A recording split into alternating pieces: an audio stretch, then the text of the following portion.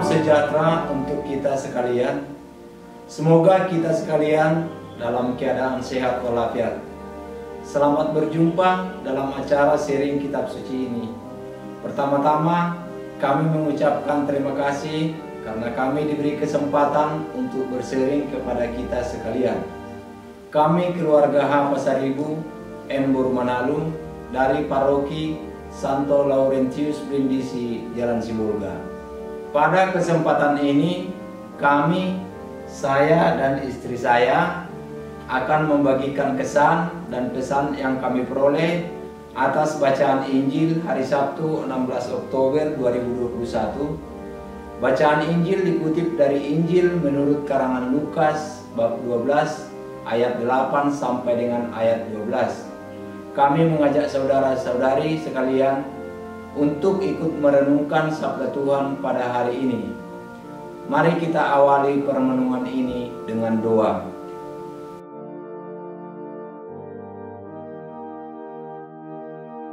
Marilah kita berdoa. Dalam nama Bapa dan Putra dan Roh Kudus. Amin.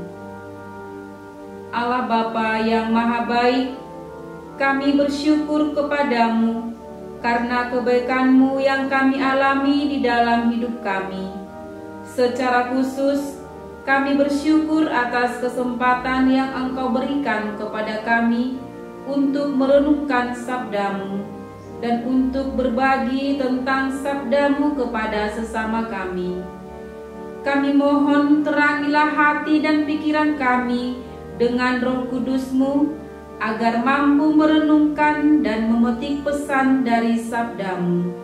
Inilah doa yang kami sampaikan kepadamu dengan pengantaran Kristus Tuhan kami. Amin.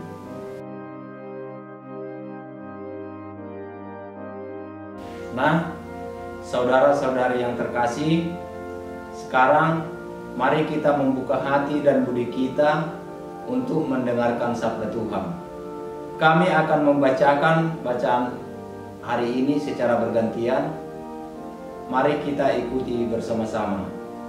Bacaan dari Injil menurut karangan Lukas bab 12 ayat 8 sampai dengan ayat 12. Aku berkata kepadamu, setiap orang yang mengakui aku di depan manusia, Anak manusia juga akan mengakui dia di depan malaikat-malaikat Allah. Tetapi barang siapa menyangkal aku di depan manusia, ia akan disangkal di depan malaikat-malaikat Allah. Setiap orang yang mengatakan sesuatu melawan Anak manusia, ia akan diampuni. Tetapi barang siapa menghujat Roh Kudus, ia tidak akan diampuni. Apabila orang menghadapkan kamu kepada majelis-majelis atau kepada pemerintah-pemerintah dan penguasa-penguasa, janganlah kamu khawatir bagaimana dan apa yang harus kamu katakan untuk membela dirimu. Sebab pada saat itu juga Roh Kudus akan mengajar kepadamu apa yang harus kamu katakan. Demikianlah sabda Tuhan. Terpujilah Kristus.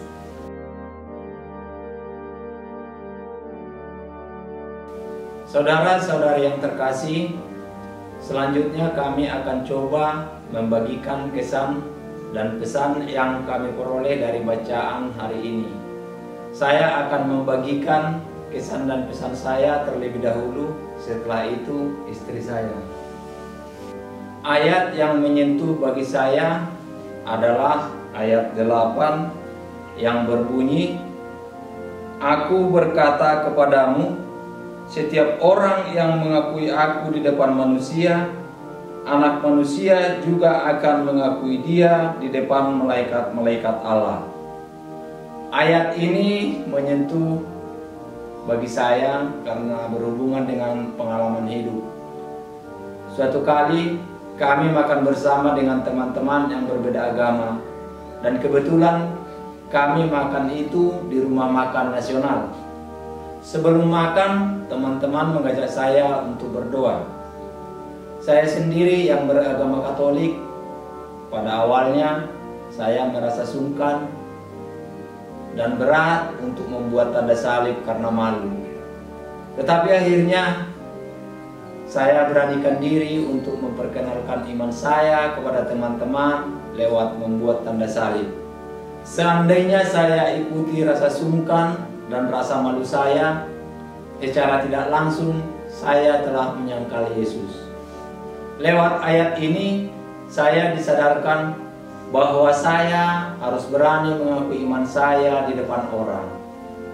Saya disadarkan agar dalam hidup sehari-hari saya harus memberikan kesaksian tentang iman saya dengan bersikap jujur, berani mengatakan yang benar, berani menampakkan identitas agama saya. Mari kita menampakkan iman kita kepada sesama kita. Ayat yang menyentuh bagi saya adalah ayat 11 sampai 12. Apabila orang menghadapkan kamu kepada majelis-majelis atau kepada pemerintah-pemerintah dan penguasa-penguasa, janganlah kamu khawatir bagaimana dan apa yang harus kamu katakan untuk membela dirimu. Sebab pada saat itu juga Roh Kudus akan mengajar kamu apa yang harus kamu katakan. Nah, ayat ini sangat menyentuh bagi saya karena berhubungan dengan pengalaman saya. Beberapa tahun yang lalu, saya pernah menghadiri sebuah pertemuan antar lintas agama yang tentu dihadiri oleh para pejabat, orang-orang penting, dan sesama guru yang lainnya. Pada saat itu, saya ingin sekali menyampaikan apa yang menjadi aspirasi dari kami guru-guru di sekolah. Namun ada rasa takut, rasa kurang berani untuk menyampaikan. Namun terdorong dari hati saya atas dorongan oleh Roh Kudus, akhirnya saya berani tunjuk tangan dan menyampaikan apa yang menjadi aspirasi atau apa yang menjadi harapan-harapan dari kami guru di lapangan, yakni mengenai siswa-siswa kami yang beragama Katolik belum mendapatkan ruangan khusus untuk belajar. Nah, pada saat itu saya menyampaikan supaya hal itu diperhatikan oleh pemerintah atau oleh atasan kami.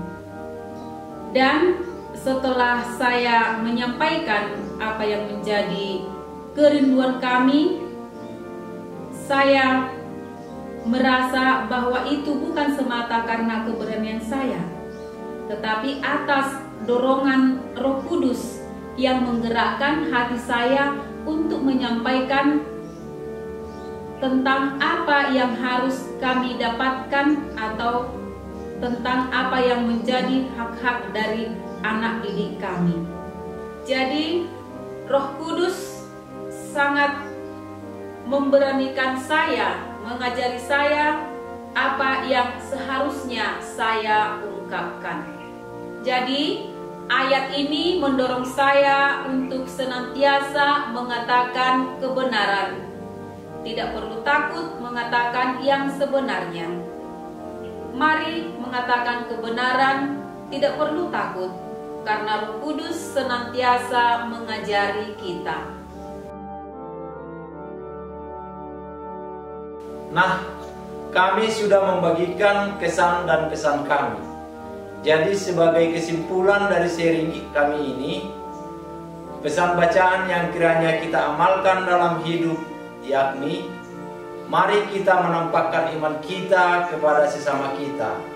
Yang kedua, mari mengatakan kebenaran, tidak perlu takut, karena Roh Kudus senantiasa mengajari kita. Demikianlah yang menjadi pesan atas bacaan hari ini menurut kami, agar kita dimampukan untuk mengamalkan sabda Tuhan ini. Mari kita mohon kekuatan dari Roh Kudus. Marilah kita berdoa. Allah Bapa yang Maha Baik, kami bersyukur atas sabda-Mu yang dapat kami renungkan pada hari ini. Lewat sabda-Mu Engkau mengingatkan kami agar kami semakin berani mengungkapkan iman kami kepada sesama kami. Semoga kami mampu menampakkan kebenaran, kejujuran, keadilan, dan kedamaian di tengah-tengah keluarga dan masyarakat kami. Doa ini kami sampaikan kepadamu dengan pengantaran Kristus Tuhan kami. Dalam nama Bapa dan Putra dan Roh Kudus. Amin. Saudara-saudari, demikianlah yang bisa kami bagikan. Jika ada yang kurang dari sharing kami ini, mohon dimaklumi. Tuhan senantiasa memberkati kita. Salam sejahtera, salam sehat.